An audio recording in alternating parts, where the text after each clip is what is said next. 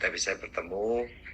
Sebelum saya mulai, ini ada sesuatu yang bagi saya bisa ketemu Pak Ibu suatu keindahan, penghargaan kehidupan saya. Mengapa saya katakan begitu?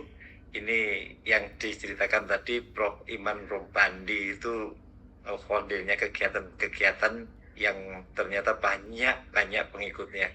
Syukur alhamdulillah pada pagi hari ini kita ketemu Pak Ibu dan dalam keadaan sehat walafiat, bisa diskusi bersama.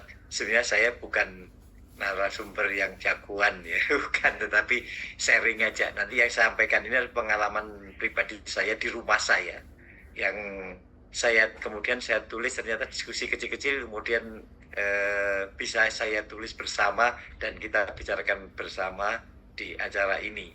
Mungkin di kegiatan kami yang saya sampaikan mungkin ada ahli-ahlinya, tetapi saya melihat bahwa di lingkungan keluarga saya begitu indahnya pada waktu bulan puasa. Yang terhormat Pak Imam, Profesor Imam Robbandi yang selalu mendorong saya untuk kegiatan ini.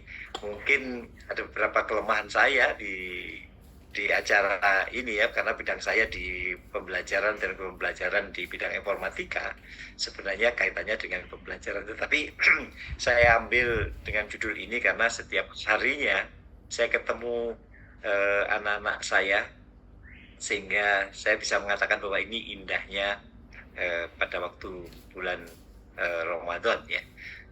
Profesor Imam, Ibu Dr. Isuki itu satu banggaan saya, bisa mendorong saya bisa bergabung di sini ya. Kemudian Bu Sri, Pak Firman, dan Bapak Ibu atau panitia para di 1446 Hijriah ini, kemudian Bapak Ibu serta Zoom ya di Mapara ya, matahari pagi Ramadan ini. Saya seperti kata tadi, harusnya bidang saya di bidang informatika, tetapi karena ini Ramadan, saya akan mengangkat kebiasaan saya di rumah. Nyun sewu, karena di rumah saya ini anak saya banyak, karena saya banyak yang tinggal di rumah banyak. Saya hampir setiap hari itu berkumpul kurang lebih 20 orang di rumah. 20 orang di rumah, kemudian makan bersama, kemudian sholat bersama, kemudian saya ajak ke masjid bersama, sampai kegiatan setiap hari itu. Anak saya cukup banyak yang tinggal di rumah saya. Anak saya itu 14 orang. Tetapi ada yang anak beneran itu hanya 2 pasang, jadi 4 orang, sedangkan yang lainnya itu adalah anak asuh yang tinggal di rumah saya. Oke, Bapak Ibu, saya mulai aja ya. Assalamualaikum warahmatullahi wabarakatuh. Sebentar saya akan share tayangan saya dulu. Sebentar Ibu.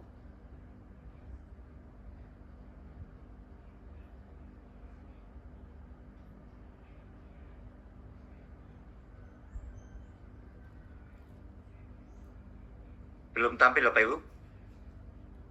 Sudah, Prof. Oke, saya mulai ya Pak. Assalamualaikum warahmatullahi wabarakatuh. Kemudian syukur alhamdulillah pada kesempatan pagi hari ini kita diberi kesehatan, diberi rahmah, hidayahnya, segala puji bagi Allah telah memberikan kita nikmat iman, nikmat Islam, serta kesempatan untuk bertemu bersama di bulan Ramadan ini. Salawat serta salam kepada junjungan Nabi kita yang senantiasa tercurahkan pada kita semua, beserta keluarga kita, sahabat-sahabat kita, seluruh nikmat hingga di akhir zaman.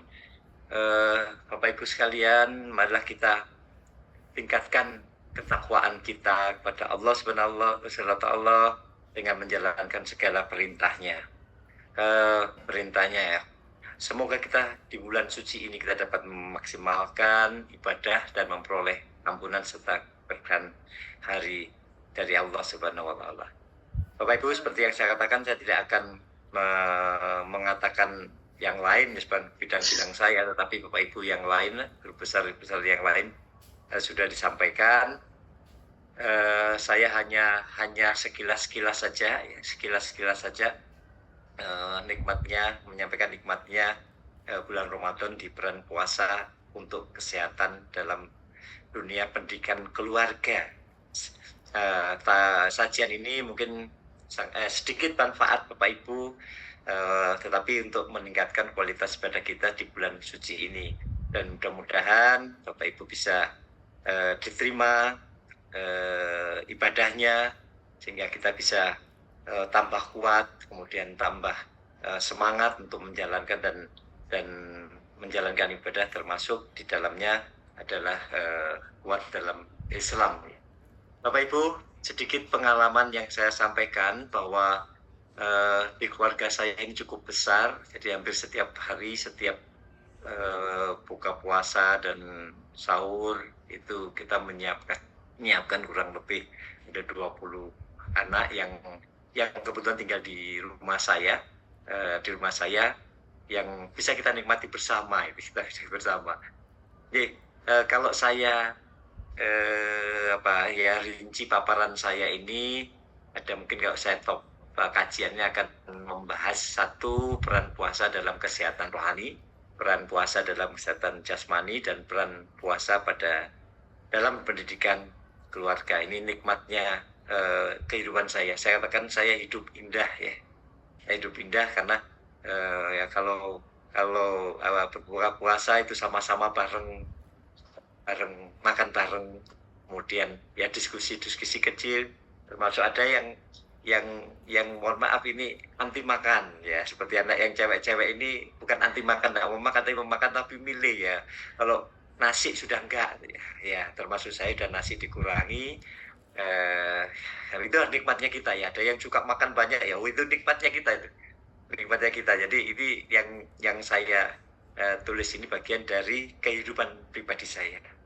Ada kajiannya akan membahas tiga ya, yang saya katakan tadi, peran puasa dalam kesehatan rohani, peran puasa dalam kesehatan jasmani, peran puasa dalam pendidikan keluarga. Bapak Ibu, saya akan jabarkan satu-satu, ya, satu-satu, sehingga nanti bisa tergambarkan apa yang saya sampaikan dari pengalaman saya. Bapak Ibu sekalian, yang pertama saya akan bahas tentang puasa dalam kesehatan jasmani. Ya, ada 4 sajian di puasa dalam kesehatan jasmani. Nah, yang pertama membersihkan detoksifikasi tubuh. Ini Bapak Ibu, Bu Isuki itu yang sudah bahas ini. Tapi saya katakan pengalaman saya di keluarga saya.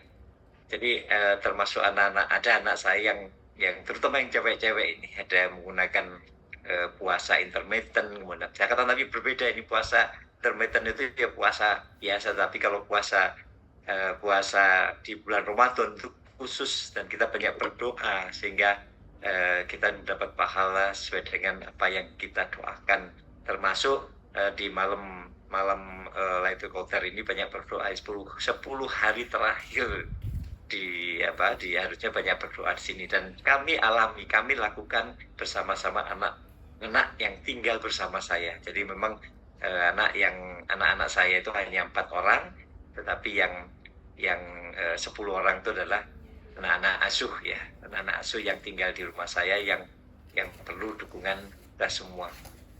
Nah, kalau yang pertama membersihkan detonasi tubuh ini, dengan puasa tubuh diberi kesempatan untuk membersihkan racun-racun dan zat berbahaya yang terakumulasi di tubuh kita. Kemudian proses detoksinasi ini membantu menjaga kesehatan organ-organ vital dan meningkatkan fungsi metabolisme di tubuh kita, sehingga tubuh kita itu bisa istirahat, kemudian bisa diperbarui, kemudian bisa sel-sel di tubuh kita diperbarui. Kemudian puasa tidak hanya ibadah, tetapi juga memiliki manfaat kesehatan, termasuk membantu tubuh proses detoksifikasi dengan mengeluarkan racun dan memperbaiki metabolisme. Itu kita alami. Tapi ternyata anak-anak kita dan seterusnya, saya sampaikan pada waktu makan bersama atau sahur bersama, buka bersama, saya sampaikan ternyata apa yang ada di bidang kedokteran, pendidikan dan selainnya itu bersumber dari Al-Quran. Nah, kalau kita lihat yang terkait dengan dektosifikasi ini adalah sesuai dengan surat Al-Baqarah ayat 185 itu dengan berpuasa lebih baik bagimu jika kamu mengetahui. Dan bulan Ramadan adalah bulan yang di dalamnya diturunkan dari Al-Quran sebagai petunjuk bagi manusia. Ya Allah, kalau saya melihat ini ternyata, mohon maaf, ini sumber-sumber yang kita lakukan di bidang sains atau yang lainnya itu ternyata bersumber dari Al-Quran. Ya, saya akan tambahkan sedikit. Dengan puasa mengatur pola makan dengan baik. Bapak Ibu, dalam kehidupan kita itu biasanya kalau makan tuh bebas, makan enak makannya tambah banyak. Ternyata membuat kita ya di tubuh kita tidak normal, membentuk lemak dan seterusnya. Ternyata dengan berpuasa membantu tubuh membersihkan racun, memperbaiki sel, meningkatkan metabolisme secara alami. Ya, kalau kita arahkan lagi ternyata di Al-Quran juga ada surat Al-A'raf ayat 31. Makan dan minumlah, tetapi jangan berlebihan. Sesungguhnya Allah tidak menyukai orang-orang yang berlebihan. Ya Allah, saya kalau sudah tahu seperti ini, ya bisa dikatakan merinding. Ternyata beberapa ribu tahun yang lalu sudah ditulis di Al-Quran. Inilah keindahan, saya katakan keindahan dalam kehidupan termasuk di keluarga saya. Kemudian meningkatkan fungsi otak ya. Puasa dapat meningkatkan fungsi otak. Salah satunya puasa membantu membersihkan tubuh dari racun yang dapat mengganggu fungsi otak sehingga meningkatkan kejernihan berpikir dan daya ingat. Meningkatkan konsentrasi, membantu mencegah penyakit neurodegeneratif ya. Nah, ternyata dengan puasa itu otak kita itu bisa bersih, mencurahkan satu doa, ya, tatanan, makan tidak berlebihan. Nah, itu salah satu ternyata bahwa meningkatkan fungsi otak kita seperti itu, tidak berpikir yang aneh-aneh gitu ya, yang aneh. Nah, itu saya katakan ini keindahan dalam waktu di bulan puasa. Ini juga saya bisa merujuk ini akan di surat Al-Muzammil ini. Sesungguhnya kami akan menurunkan kepadamu perkataan yang berat. Nah, itu salah satu faktor-faktor yang ternyata hubungan kesehatan, hubungan rohani, hubungan dalam pendidikan keluarga itu bersumber dari Al-Quran. Oke. Puasa membantu tubuh juga yang memperkuat sistem imunisasi, imun kekuatannya. Jadi puasa membantu tubuh memperbaiki sel-sel yang rusak dan meningkatkan mekanisme penyembuhan alam, termasuk proses autofagi ya, membersihkan sel-sel rusak ya, memperbaiki sel tubuh yang meningkatkan produk sel darah putih. Terjadinya proses autofagi yaitu mekanisme alami tubuh yang membersihkan sel-sel rusak dan menggantikan sel yang baru. Nah, saya menikmati, katakan berpuasa menikmati, dan tubuh saya rasanya enteng ya. Dan saya sudah bertahun-tahun berapa 2-3 tahun selalu ya katakan puasa ya, mungkin Pak Ibu sudah kan seperti itu, Senin Kamis, kemudian makan makanan yang mengandung gula, ini termasuk biasanya di bulan puasa ini semuanya pada manis ya. Ini yang sebenarnya bagus juga untuk menguatkan, tapi bagi Bapak Ibu yang sudah setengah sepuh ini mulai dikurangi. Saya pun melakukan itu. Jadi kalau udah manis ya terbiasa makan tanpa gula.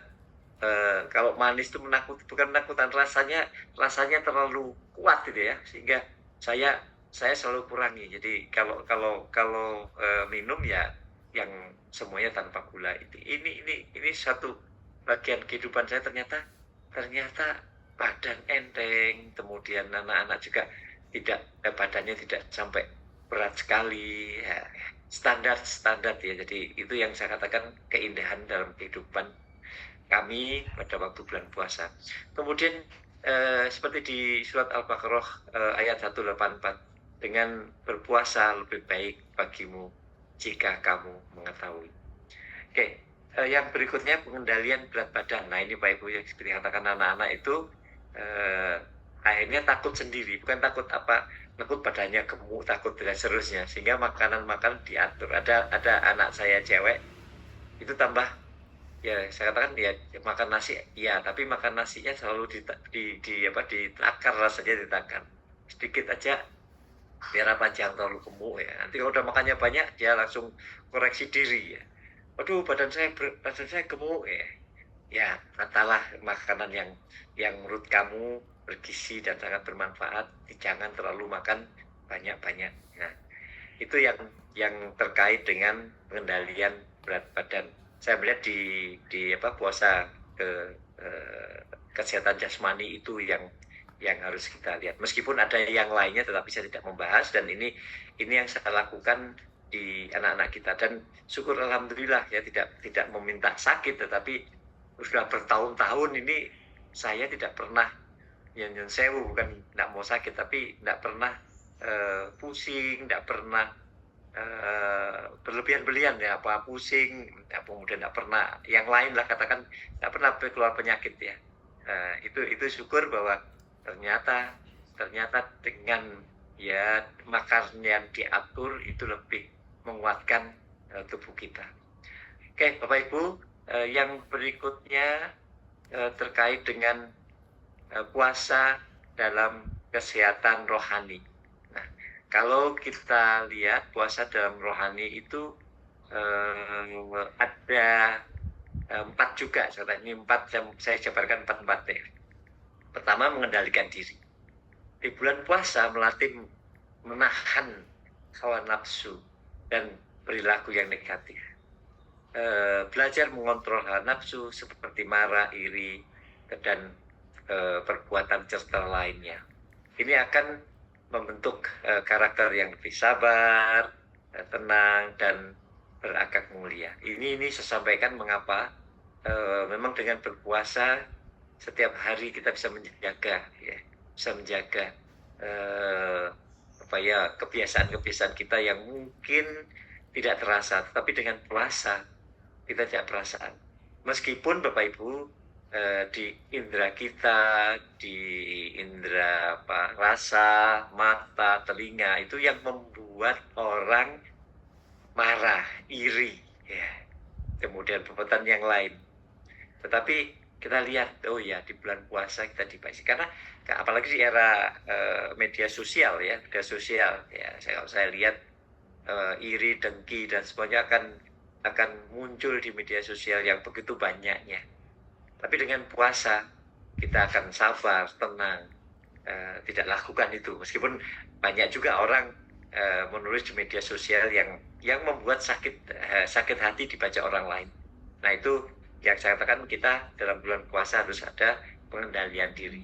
Kemudian yang berikutnya meningkatkan spiritualitas ya. Mengapa katakan itu? Nah, dengan puasa pendekatan pada Tuhan itu sangat sama Allah, katakan itu sangat kita lakukan. Artinya apa? Nah, kebiasaan setiap hari ya, terpaksa, bukan terpaksa, kita akan melakukan kebiasaan-kebiasaan terkait dengan Allah ya, berdoa, berzikir, membaca Al-Quran, ke masjid 4 waktu, tidak menunda dan seterusnya. Itu satu bagi kami pada suatu kebahagiaan. Jadi, dan anak-anak saya itu selalu mengingatkan, sudah dan semua belajar, semua lari ke masjid ya. Itu satu keindahan bagi saya. Kemudian waktunya tarawih lari juga, subuh bareng juga. Itu satu kebahagiaan saya. Kemudian juga lebih khusyuk dan bersyukur, membantu membersihkan hati, kemudian mendekatkan diri pada Allah dan meningkatkan kualitas iman kita.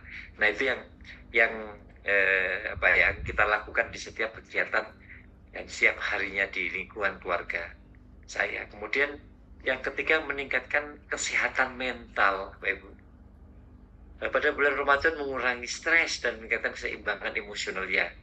Jadi kalau saya katakan marah-marah sudah tidak ada, semuanya pada diterima apa yang kita lakukan. Kemudian selama puasa juga kita sering berzikir, berdoa, dan memperbanyak ibadah selalu di masjid ya.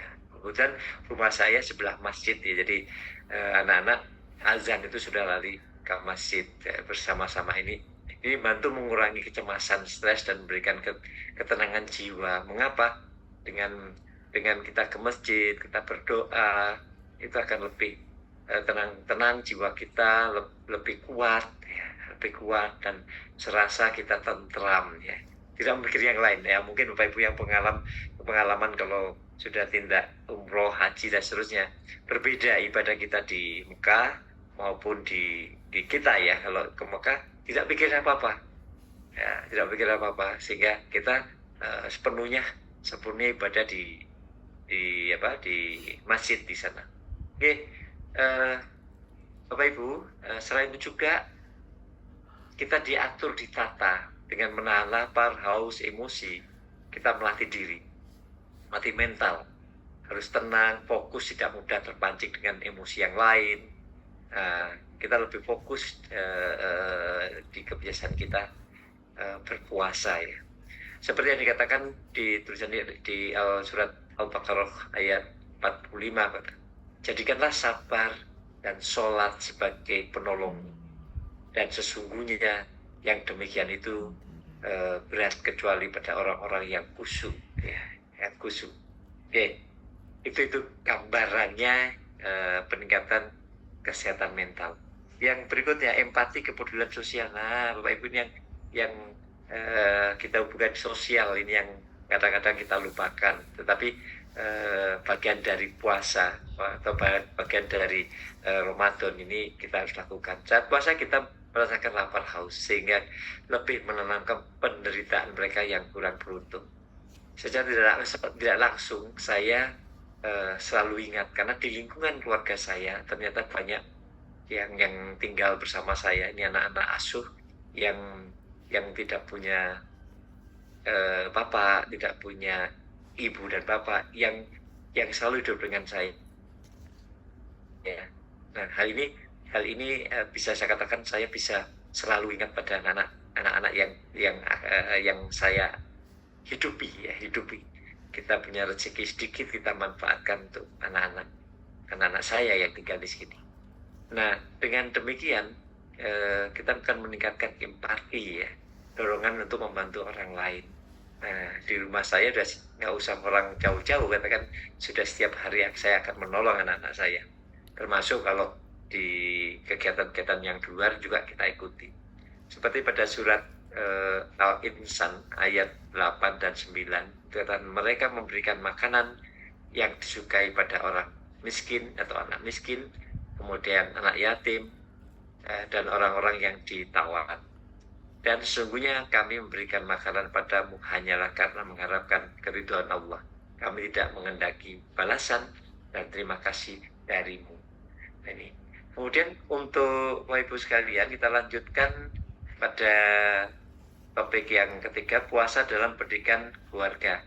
Nah, ini saya terapkan dalam kehidupan saya sehari-hari. Nah, seperti Bapak Ibu, seperti kita pada waktu melalui sahur dan berbuka bersama, menciptakan kebersamaan.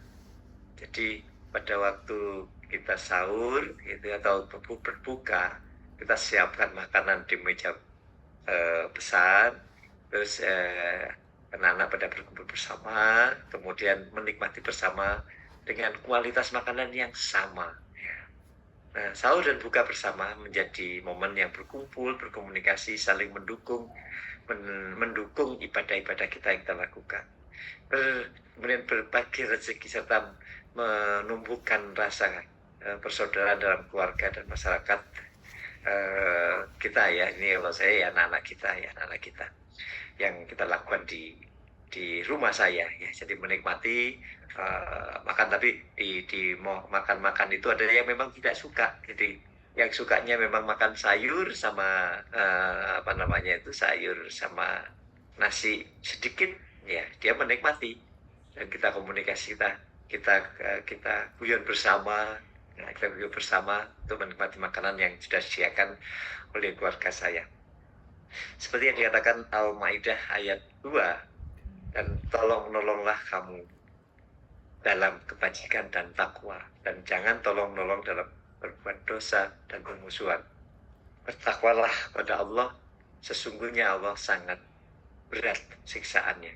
Nah, itu terkait dengan tiap pagi dan buka itu kami bisa menikmati bersama, duduk bersama, kita toto makanan bersama, kita makan bersama, berdoa bersama, kemudian ya saling guyon, saling berkomunikasi, termasuk Pak Ibu terkait dengan ada yang sudah bekerja, ada yang kuliah, sharing di situlah. Gimana kuliahnya, ini kita diskusikan di situ.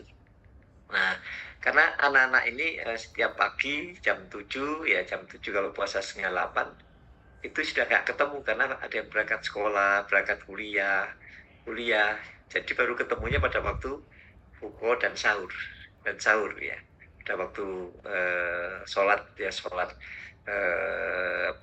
maghrib, isya, taraweh itu bisa bareng. Tapi pada waktu dia berangkat sekolah ya sudah, kuliah ya tidak bersama kami ya. Baru pada waktu buka ya, kita diskusi kecil terkait dengan perkembangan dunia pendidikan maupun kebiasaan yang kita lakukan bersama di lingkungan rumah saya. Kemudian yang berikutnya, menguatkan ikatan emosional dan spiritual dalam keluarga. Baik, ini yang salah satu yang kita lakukan.